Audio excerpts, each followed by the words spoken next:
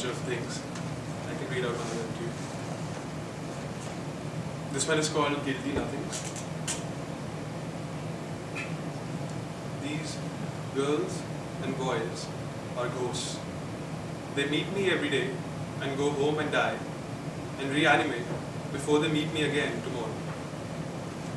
They whisper in my right ear drunken soliloquies, and we pretend that each is another and satisfy ourselves. The sunlight on your leafy veranda was real. It burned a tattoo on my right forearm as I lay with you down on your veranda as we scandalized your neighbors. The broken chair on that veranda was real. I used to look at it while you undressed your fears for me sometimes. Sometimes you'd undress your ears, and naked, they were so shy.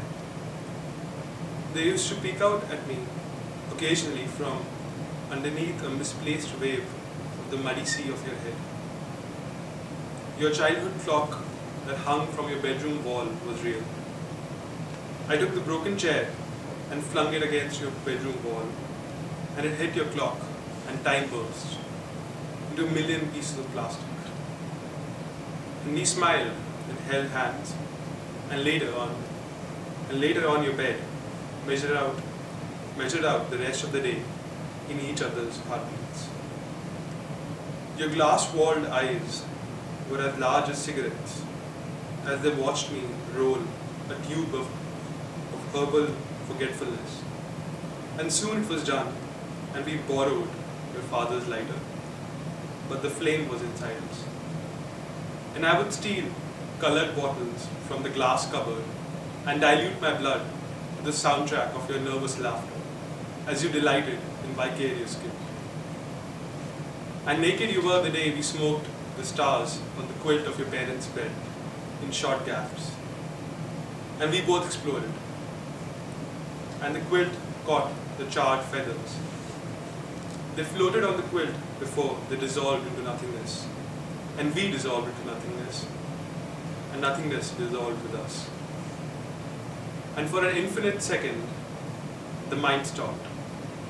The pale fear that like fire feeds off the husk of our lives collapsed and was replaced by a benign vacuum. We only heard the ticking of the bedside clock and the snores of your dog as she slept, and each other's ventricles as they pumped away dully, like an ancient beast who has forgotten why she exists. A damp scent lay heavy as a reminder of the fate of liquided love.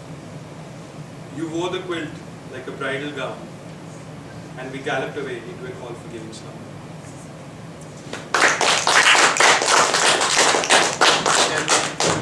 Yeah, definitely. This is called voyeurism.